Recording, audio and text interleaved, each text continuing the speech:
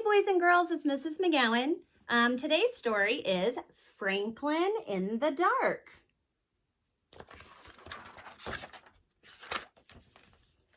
Franklin could slide down a riverbank all by himself.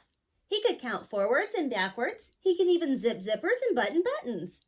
But Franklin was afraid of small, dark places. And that was a problem because Franklin was a turtle. He was afraid of crawling into a small dark shell, and so Franklin the turtle dragged his shell behind him.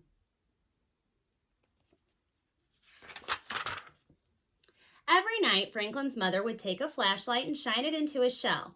"See," she would say, "there's nothing to be afraid of." She always said that. She wasn't afraid of anything. But Franklin was sure that creepy things, slippery things, and monsters lived inside his small, dark shell. So Franklin went looking for help. He walked until he met a duck. "Excuse me, duck. I'm afraid of small, dark places and I can't crawl inside my shell. Can you help me?" "Maybe," quacked the duck. "You see, I'm afraid of very deep water. Sometimes when nobody's watching, I wear my water wings. Would my water wings help you?" "No," said Franklin. "I'm not afraid of the water." So Franklin walked and walked until he met a lion. "Excuse me, lion. I'm afraid of small dark places and I can't crawl inside my shell. Can you help me?" "Maybe," roared the lion. "You see, I'm afraid of great loud noises. Sometimes when nobody's looking, I wear my earmuffs. Would my earmuffs help you?" "No," said Franklin. "I'm not afraid of great loud noises." So Franklin walked and walked and walked until he met a bird. "Excuse me, bird. I'm afraid of small dark places and I can't crawl inside my shell. Can you help me?" "Maybe," chirped the bird. "I'm afraid of flying so high that I get dizzy and fall to the ground. Sometimes when nobody's looking, I pull my parachute. Would my parachute help you?" "No," said Franklin. "I'm not afraid of flying high and getting dizzy." So Franklin walked and walked and walked and walked until he met a polar bear. "Excuse me, polar bear. I'm afraid of small dark places and I can't crawl inside my shell. Can you help me?" "Maybe," growled the bear. "You see, I'm afraid of freezing on icy cold nights. Sometimes when nobody's looking, I wear my snowsuit to bed. Would my snowsuit help you?" "No," said Franklin. "I'm not afraid of freezing on icy cold nights."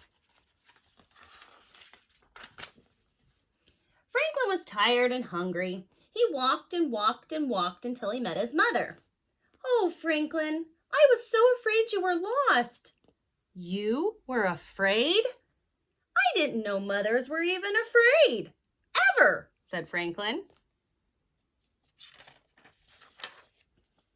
"Well, did you find some help?" she asked. "No, I met a duck who was afraid of deep water." She said. "Then I met a lion who was afraid of great loud noises." She said. "And then I met a bird who was afraid of falling and a polar bear who was afraid of freezing." "Oh," she said. "They were all afraid of something." Said Franklin. It was getting late. Franklin was very tired and very hungry. They walked and walked until they were home. Franklin's mother gave him a cold supper and a warm hug, and then she sent him off to bed. "Good night, dear," she said. Well, Franklin knew what he had to do.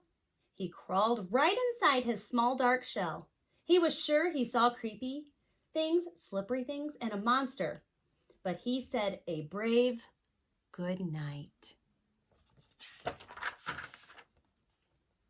And then when nobody was looking, Franklin the turtle turned on his nightlight. The end. I hope you enjoyed your story tonight, and I hope you have a good night's rest, and I will see you again next time. Good night.